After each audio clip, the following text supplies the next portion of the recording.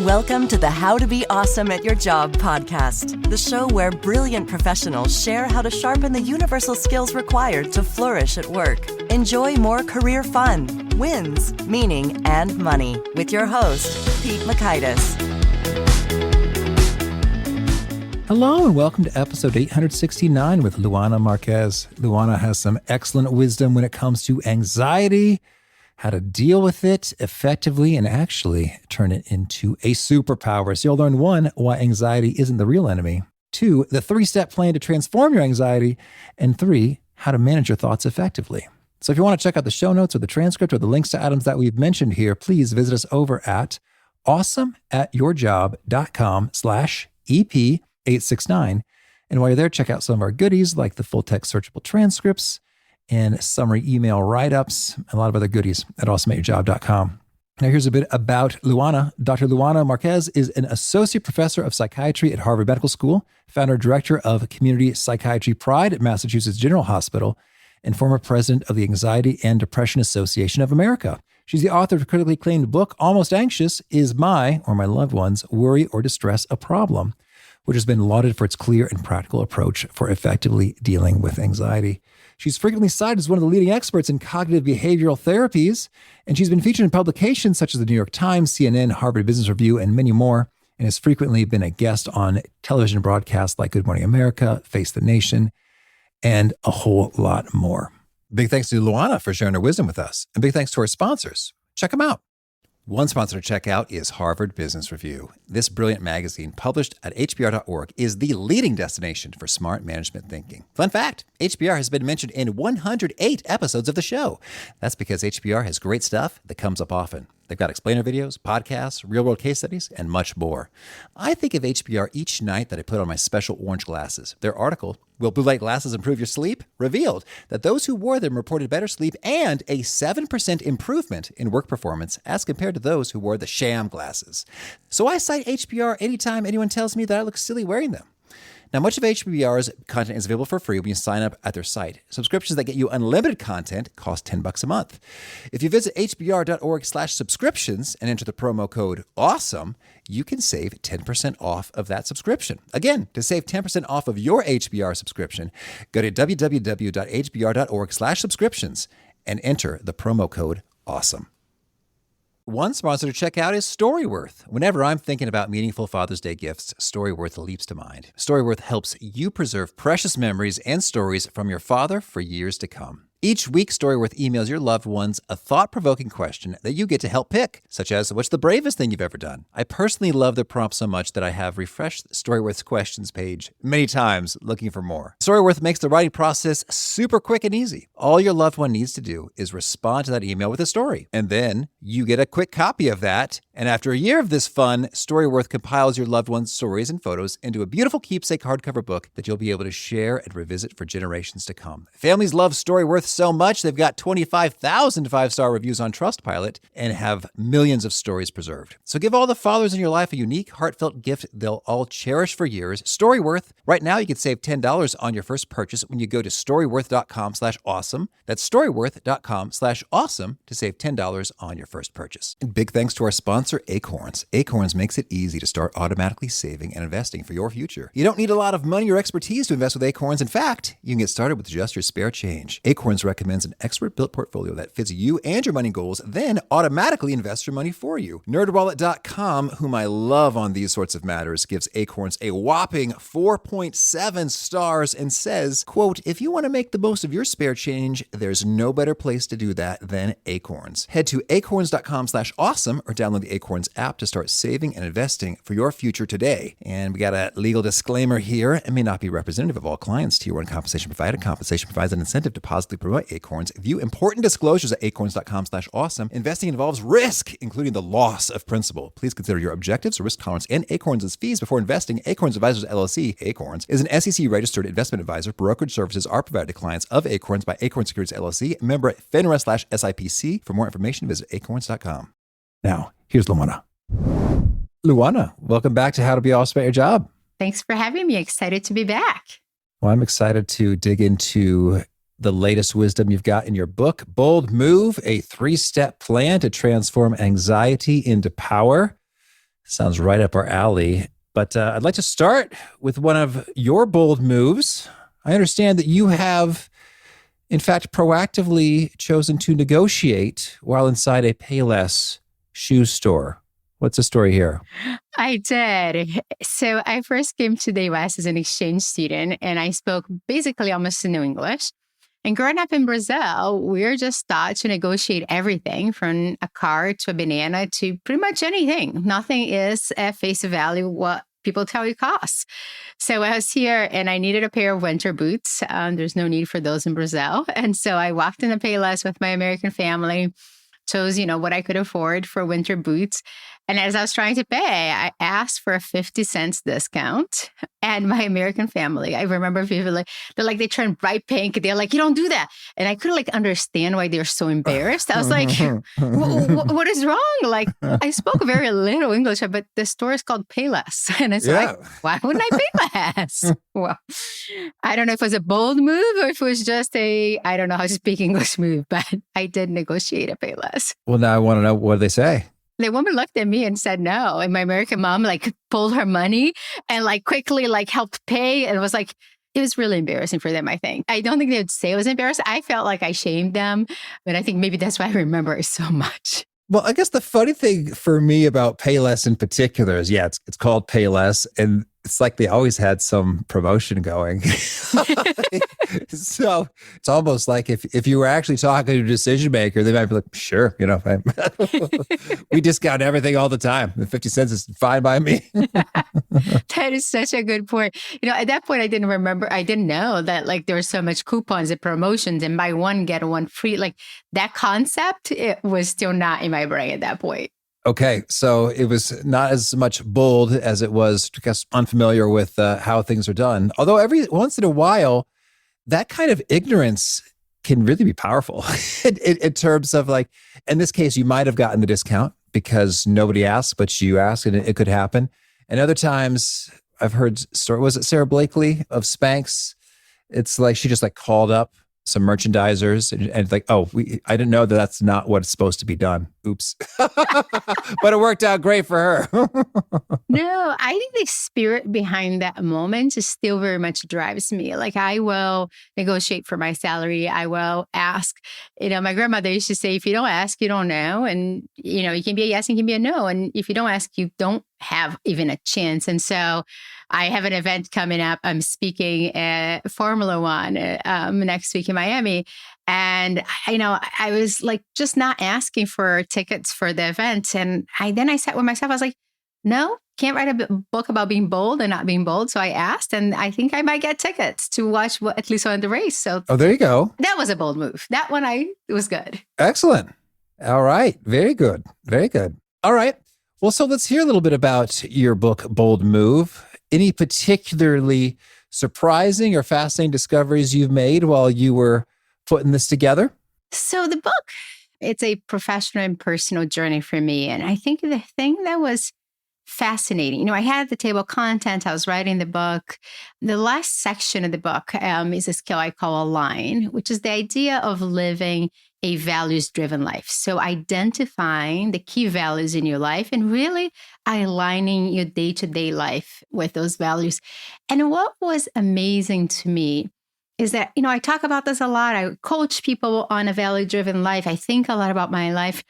But I realized as I wrote it how much I had strayed. I had really started to struggle with health and stopped going to the gym. I put on a lot of weight during the pandemic. I really cared about my work, but was not aligning the way that was aligned with a specific value related to my work. And so it was this wake-up call. It was oh my God, I've been talking about this, but I hadn't sat to realign my values. And it's something I think a lot of us maybe haven't done yet since the pandemic. The world went upside down, things stabilized a little bit, and we went back to living our lives as we've done, adjusting, I'm sure. But I personally needed a major value realignment to be able to really not only finish the book, but to live a better, more fulfilling life. All right. Well, Luana, if I may dig into this, values, they've come up a number of times here, and it's such a big word, values. It's maybe the biggest word there is. And so we've had a variety of guests say a variety of things in terms of how one arrives there. Like you could do a values card sort. And you could think about the times that were most meaningful in your life. Can you share with us, what are your values and how did you stray, and what does a values realignment look, sound, feel like in practice? Wow, I'm speaking my language. All so great questions. So values to me, let's just, for my definition, right, are compass. Often in life, we live a life that we are sort of guided by external things instead of external things. And I think of values as sort of intrinsic motivators. So things like health, family, impact, wealth. And so how do we get to our true values? There's actually science here. Sometimes people get a list of values and they start circling the values they like. And, I have a list in my book. But what we know about values and why is it that it hurts so much when we're not living a life that's aligned with values? It's because we're violating that something that really matters to us. So it really only hurts because it matters. Let me answer your question with an example of how, my values got compromised. For 20 years, I worked in an amazing institution at Harvard Medical School and Mass General Hospital. But in the last 3 years, I had a particularly challenging situation with one of my superiors. What he did to me really violated trust for me. And having grown up poor, having grown up very little, in a situation when home was unstable, if I don't trust those around me, I can't really survive, really. For me, it's sort of a matter of I need to have trust to feel safe and safety in the world. And so I kept working there and I kept not addressing it, but it was eating me alive. And so one of the questions we ask when we're thinking about values and identifying values is, why is this hurting so much? What's behind this pain? Because see, if I didn't care about this person at all, what he did to me wouldn't have hurt.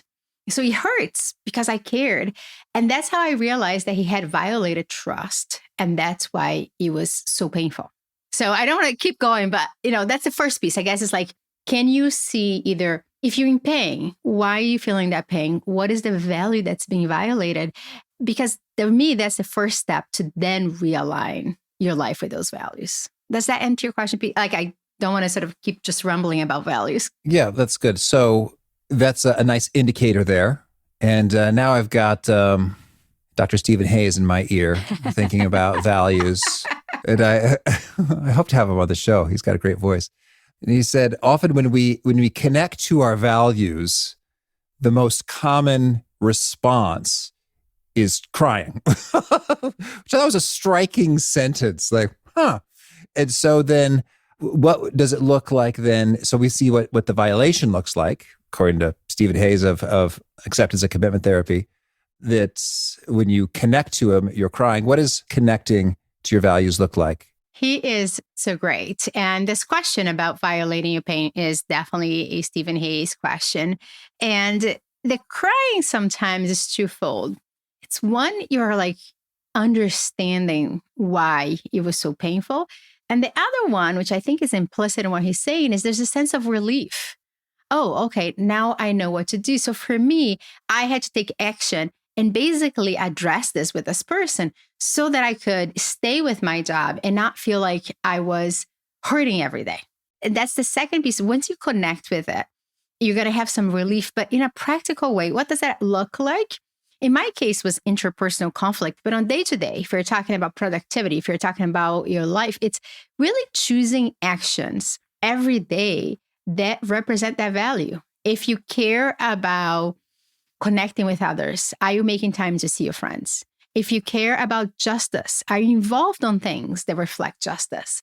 And what his research shows very beautifully, Stephen Hayes' research, is when you align daily actions with values, stress goes down, anxiety goes down, depression goes down, and your sense of well-being and thriving in life feels much better. Despite of stress, you still can handle stress better because you're doing things in a way that's meaningful to you.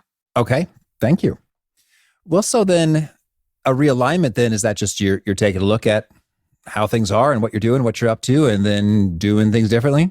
Yeah, in a meaningful way. Okay. It's looking at it, choosing it, doing it differently, and then tracking your outcome, right? Because if you change what you're doing, you want to know if it's working, if it's making you feel better.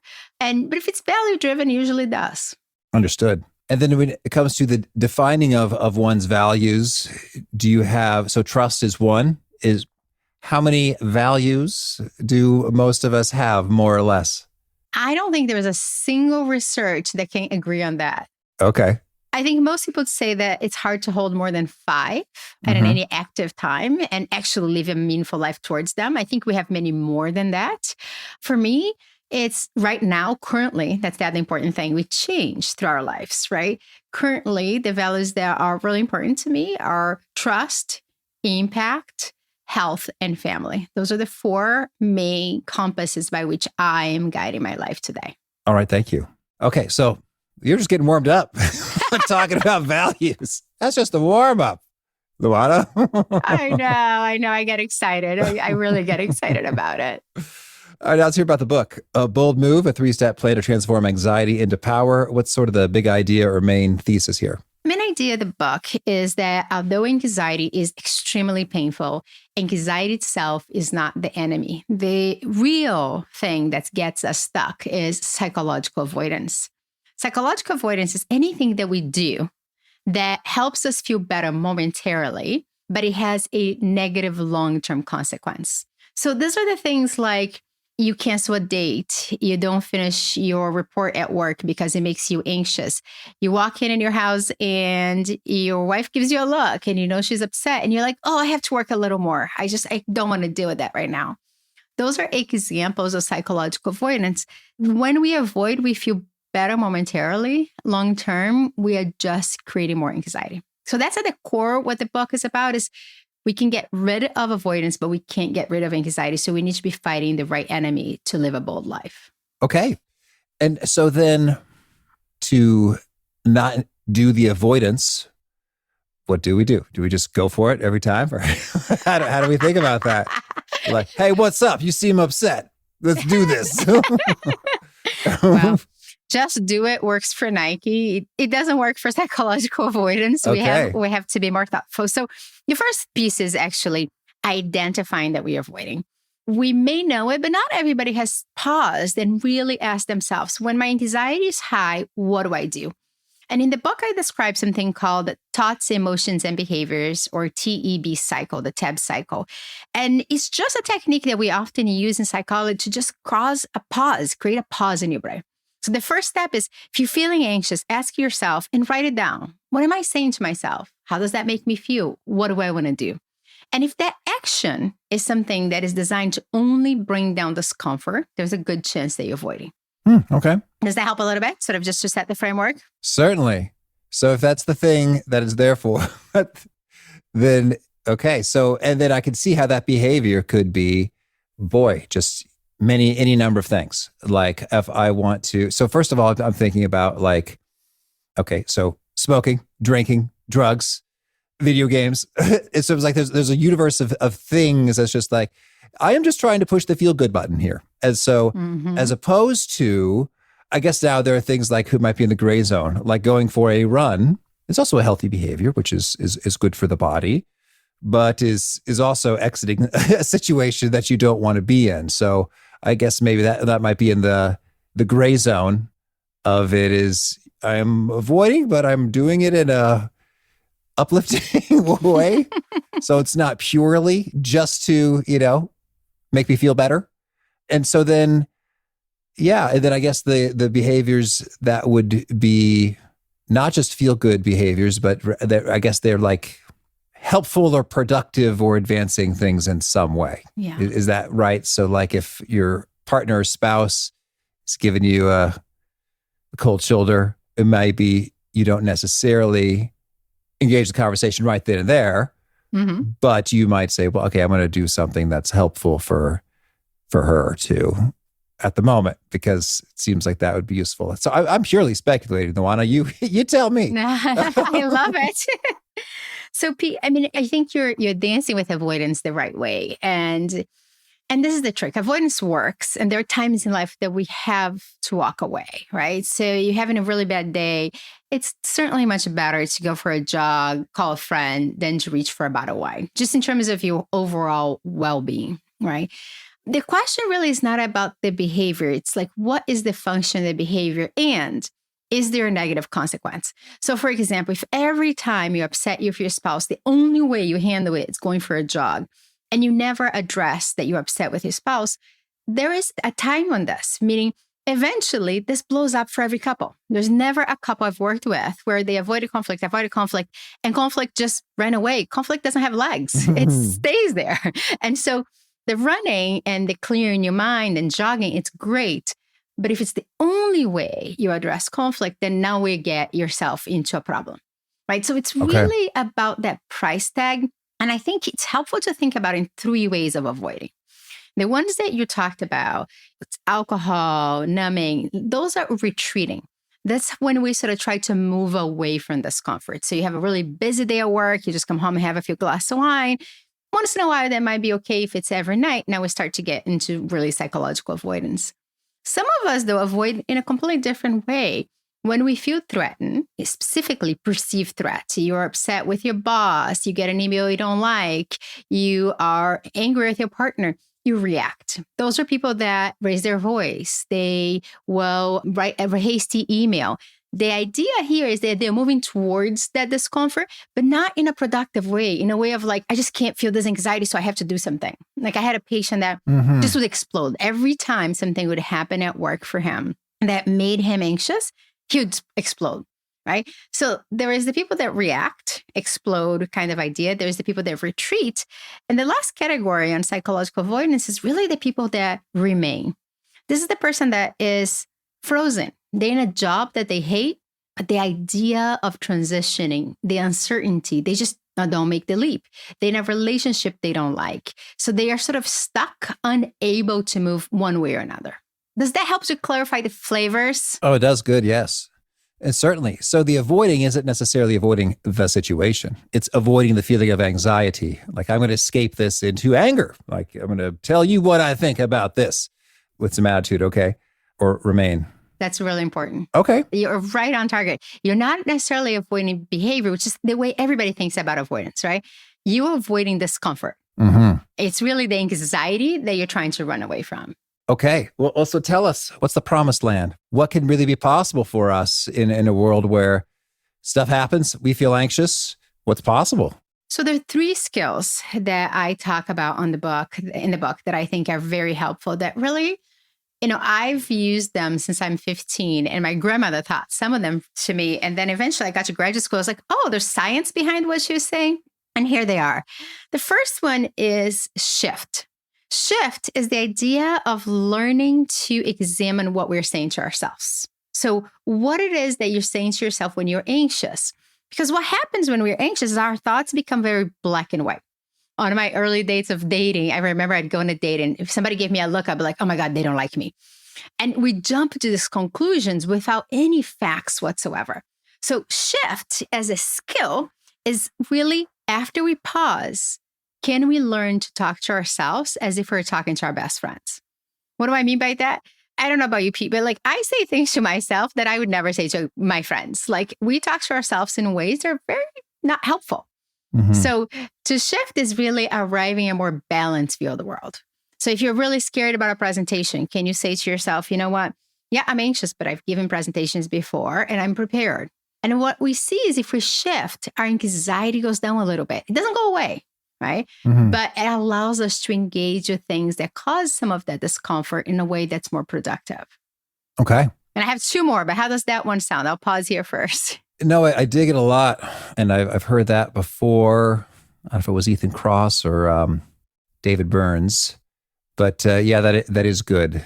Talk to yourself like a best friend as opposed to any number of things that you could be saying to yourself, which could be judgmental or harsh or you idiot, you always do this. Like, okay, you probably wouldn't talk to your best friend that way. You'd be like, oh man, that's a bummer. Oh, okay. Well, hey, you know what?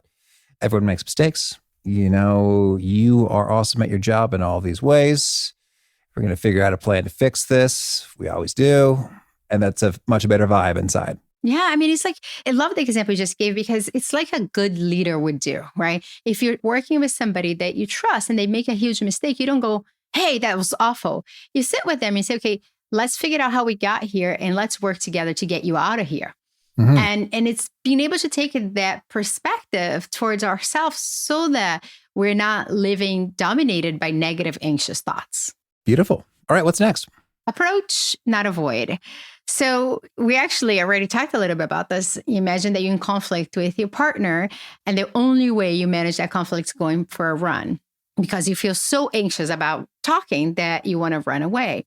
Approach is the idea of going towards discomfort by doing what I call opposite action. So you're going to do an opposite action of what the anxiety tells you to do. But here's the trick, and this is really important. It can't be all or nothing. So if you're afraid of conflict, you can't out of suddenly turn on a switch and go to your partner and be like, well, we're going to address this right now. No one can tolerate that. Our brains can't handle it. So what is one thing you can do instead of running away? It could be as simple as saying, hey, what you said really hurt me, and I'd like us to find some time to talk about it eventually. Or, you know what, that hurt me enough that I need some space from you. But trying to go towards that discomfort, and so approach instead of avoid. Okay. And finally, we actually already talked about it, which is align. And it is drawing from acceptance and commitment therapy. And the idea of living a values-driven life is a life that really is meaningful. And I do this every week on Sundays. I look at my calendar for the next week and I do a little values check. And I go, okay, what am I doing that's related to impact? Like being here with you today feels so important to me because I wrote this book to help the world find science-driven skills to bring the mental health crisis down. And being in such an important podcast like yours, to me, has impact. Oh, thank you. And so I can check that today. I can say, okay, there is impact here. And, tonight I'm going to have dinner with my son and he's really excited. We're cooking together. Check family. And so for me, I try to ensure that I have a little bit of everything, knowing that an aligned life is not a perfect life. I'm about to launch a book. I'm doing a lot more impact, a lot less family, but it's in a purposeful way so that I can continue to live a value-driven life. I like that a lot. When we talk about values and alignment there in terms of, because some values I think can be pretty fuzzy in terms of like thinking about a week and can we put a check on it? Like, I'm just going to say integrity. Mm-hmm. It's like, okay, do I have anything for integrity this week? It's like, well, I'm just going to try to not lie to anybody over the course of interacting with folks. That doesn't quite seem nearly as concrete, for impact, being on the podcast, family, cooking with son. How do you think about that when it comes to values? So values should be how we say yes or no to things. And if you're clear on your values, then if somebody presses you, can you do this in a way that's a little shady? If you are acting with integrity, the immediate answer is no. There is not a sense of like, I have to think through this, or is there a way around it? And so, I think about integrity, the same way I think about trust in some ways. As core values, they're non-negotiable. So they're values that I personally every day want to live by. And then there are things for me that are non-negotiable. Like integrity is one of them, for example, that my decisions at a meta level and at a micro level need to have integrity. It is harder to check in the list. It is not harder to live by that value if you have it. So like I have my list of values and I look at them often, at least once a week. But as a way to sort of say to myself, can I keep myself, the word that comes to mind is reliable, but it's not really right. Can I keep a check on myself? Am I really honoring those values? And it doesn't feel hard to do integrity. I get your point that it does feel like it's more amorphous than like family, for example. Well, yeah, I guess it seems less schedulable. It's like, ooh, do I have an integrity activity for this week? No, well, I mean, as opposed to, reflecting, looking back, did you do this? I'm thinking of Benjamin Franklin's autobiography here in terms of he had his nice little rundown of virtues and did I do it today? And he made the marks on the grid. So I could see like in hindsight, you could say, ooh, hey, actually, I don't think I had as much integrity as I would have liked to there. I kind of let them think something was the case when I knew it probably wasn't going to be the case. And I could have corrected that. And that would have been helpful for them and painful for me. And I didn't do it. I wasn't lying, but that was less than 100% integrity. Like you might be able to reflect on that in hindsight, but I can't think of an integrity activity that I could make sure is scheduled on the weekly agenda. And then if it's not, go ahead and schedule it. Maybe you can. Can you? The only one that I think you could schedule, but it's not, again, schedulable as much, is parenting. Like, how do you parent with integrity? What do you teach? And can you create moments that you're teaching specific things that are related to integrity? But it gets in a whole can of worms. Like, how do you parent? What are your values for parenting? What is your partner's value for parenting? What are the activities around those values? So, but it's the only one that I could rep, maybe because I have a 5-year-old at home, right? So like that is something we think a lot about. So maybe it is that we just have to check more and reflect on those mega core values. But I like to think more about that. Now you got me in a linchpin here. I want to think about how do you schedule values, those kind of values. Okay. Well, I also want to dig into one of your concepts. You suggest that we become our own thought lawyers. What does it mean to be a thought lawyer? So what it means is that whenever we're anxious, our thoughts, well, the way our brain processes information, right? It's based on our views of the world, which are formed early on. I talked a little bit about my view of being afraid I'm not enough, or there are people like are not going to think something badly of me. And so our brains are automatically running information that way, which means sometimes our thoughts are not accurate. They're not either based on reality or they're likely distorted by our views of the world. And so to become a thought lawyer is really to pause and look at your thoughts and to be able to say, okay, is this thing I'm saying to myself based on data? Right? This hold in the court of law. And if it doesn't, is there another way to talk to myself? So it's really questioning our thinking. It's no different than learning to talk to yourself as your best friend. The idea behind both principles really is thoughts are not facts. They feel true, but they're not necessarily 100% accurate. And that arriving at a more flexible view of the world allows us to live a better, more meaningful life. It's funny when I think of interacting with a friend and a lawyer, it feels different. And I guess what I'm thinking about a thought lawyer is I'm imagining I am cross-examining a thought I have. It's like, what is your evidence for that thought? And in some ways, I don't know, I wonder about what's the tone we're going for when we're being a thought lawyer? Well, given that we're trying to live a meaningful, bold life, ideally a tone that has some compassion with yourself. I think the spirit behind both of them is the same, which is, can we interrogate our thoughts? Can we not take thoughts as facts immediately? Now, I work with some people, they're very scientific. And so for them, it's like they need to be in a cross-examination. Otherwise, there is nothing. They're like, this whole friendship stuff, they're like, it's too soft. I can't do it. Now, I work with people that go, this law stuff. I don't really care. What I care about is like meaningful relationships. So think about them, Pete, as different entryways for people with the same goal. The goal here is, can we look at what we're saying to ourselves? Because if what we're saying to ourselves is just leading to more anxiety, do we want to keep talking to ourselves that way? And could we arrive at a more balanced view so that we can bring that anxiety down and transform it into more of a power and a more meaningful life? Gotcha. Well, I guess the way I'm reconciling it is the thought lawyer is the lawyer that I have hired on my team, as opposed to the lawyer on the other team. Love this. Who's adversarially going after me. Because I think sometimes with thoughts, I mean, you can, at least in my own thought life, if I am too intensive with my interrogation, it's like I flip on into defensive mode. And I was like, really? Is that true, Pete? Well, yeah, because of da-da-da-da-da. Yeah, and then it's like, I don't think I'm getting where I'm trying to be going from this process. So it's interesting because defensive mode sometimes is just a way to avoid our own self sometimes, like, because we get defensive. We're like, no, I like, right? And you sort of run away a little bit. I hear you. I think that sometimes we can get so black and white in that interrogation that we just lock our brain more. And that's the opposite of what we're trying to achieve. We're trying to achieve cognitive flexibility. That's really the goal behind the skills, is to have a more flexible brain. And so I love that for you what works and doesn't work. And I think that's what I recommend for everybody.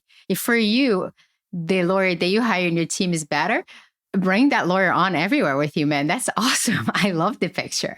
Okie dokie. And so then the subtitle of the book, Transform Anxiety into Power. So I could see how doing these three things, the shifting, talking as a best friend, the approaching, not avoiding, the aligning to be values driven, are powerful. And we've sort of transformed an anxious anxiety into power there. Although I'm wondering, could I be powerful without the anxiety? Or is the anxiety actually being a handy fuel for me? How do you think about that? I've never met anyone in my life that I've worked with that didn't want that anxiety gone. I would be the first to say I don't like anxiety myself. So I'm there with everyone here. That being said, we can't get away with anxiety. If you think about anxiety as sort of a broader concept that involves just some even mild discomfort, have you ever seen anyone powerful that goes to give a concert or somebody is about to take an oral exam? There's some level of apprehension and anxiousness that is somewhat adaptive, right? Up to a point. And getting rid of anxiety is like getting rid of our pain receptors. It sounds fantastic. You bump into something and you feel nothing, but then you touch a hot stove and we're in trouble. And so we can't get rid of anxiety completely. We can bring it down. And that's why I chose very thoughtfully this subtitle of transforming anxiety into power. So if you're going to feel anxious anyhow, wouldn't you want to use it to do something meaningful, something that makes you feel powerful, makes you feel bold towards what you care about? And so I think we can get rid of avoidance. That I think we can do really good. Anxiety, I'm sorry to break it for everybody. We're all going to have a little level of it. There's no way around it. All righty. Well, Luana, tell me anything else you want to make sure to mention before we shift gears and hear about some of your favorite things? No, I think we covered everything. All righty. Well, now could you share a favorite quote, something you find inspiring? So since I'm 16, I'm inspired by Paulo Coelho's quote on The Alchemist. Whenever you want something, the entire universe conspires in making sure you have it. That quote gave me hope when life was tough in Brazil and still does. Okay. And a favorite study or experiment or bit of research? I am really excited, have been, but the thing is, I think a ton about is Stephen Hayes' work on acceptance and commitment therapy recently. And this idea that we can actually create more meaningful lives by leaning into our pain, understanding that pain can reflect values, and then creating a new life when those values are part of it. That to me is very exciting. All right. And a favorite book? Favorite book. The last book that I read that gave me a lot of inspiration is Michelle Obama's new book, The Light We Carry. She has an entire chapter on avoidance, and it's just so powerful to me to see a woman like Michelle talk about avoidance and also overcoming it. And although she doesn't use the same terms I use, I can just see the science right there in everything she uses. So it inspires me tremendously. Mm-hmm. And a favorite tool, something you use to be awesome at your job? So I think what I'm really I love nowadays ChatGPT and just being able to use AI as a way to elevate my writing. I think it's really incredible. I think there's pros and cons, but it certainly has helped me to sort of streamline my thinking. Mm-hmm. I feel like there's some episodes about this coming up to be done. How do you use it to streamline your writing? Is it in terms of brainstorming or? So no, it's mostly, English is my second language. Of course, I've been here for a long time. I tend to be a fast writer, but being able to create the flow and sometimes just even clean up the grammar, I can get in a habit roll there. So being able to say, help me rewrite this in a way that ensures tone, but allows, for grammar correctly and this, it literally cleaned it up a little bit. It just saves a lot of time. It stays consistent with the message that I want to send. It just feels like I have an editor at home. That is just an amazing editor. And that's really powerful. All right. And a favorite habit? Breakfast with my family, sitting and actually having breakfast. We had to create that into a habit because life has a way to just take it over. And it's a habit for us. Mm-hmm. Is there a key nugget you share that really seems to connect and resonate and folks quote it back to you often? Approach, don't avoid. Okay. All of my clients would say again and again, whenever they want to avoid, they hear me saying approach, don't avoid. All right. And if folks want to learn more or get in touch, where would you point them? www.drluana.com. You can find about the book and everything else there, including upcoming speaking events and book signing. All right. And do you have a final challenge or call to action for folks looking to be awesome at their jobs? Yes. I encourage you all to take a pause, look at your values, and really make a bold move to align your job with what matters the most, because that, I think, guarantees that you're going to be super awesome at your job. All right. Luana, thank you. This has been a treat. I wish you much fun and many bold moves. Well, thank you so much, Pete. It's really an honor to be back here. Super fun. I love what Luana had to say about not avoiding, and approaching doesn't necessarily mean you have to go barreling in no holds barred like Rambo or a super action hero, but rather seeing, what's one step toward? What's one bit of approach that feels manageable and doable? And let's take that. And in so doing, you get some real good momentum flowing. So again, the show notes, the transcript, and the links to as we've referenced are found at awesomeatyourjob.com/EP869. Hope to catch you next time. And peace. Thanks for listening. To get the most out of the show, we recommend 2 key things. First, check out the extra resources at awesomeatyourjob.com. You can find this episode's transcript and links, as well as the perfect episode for your situation. You can search the full text transcripts of hundreds of episodes or explore episodes tagged by topic and competency covered. Second, subscribe to the podcast and get future episodes automatically. You can subscribe by telling Siri and several other smartphones and speakers, subscribe to the How to Be Awesome at Your Job podcast, or by tapping subscribe in your podcast player of choice.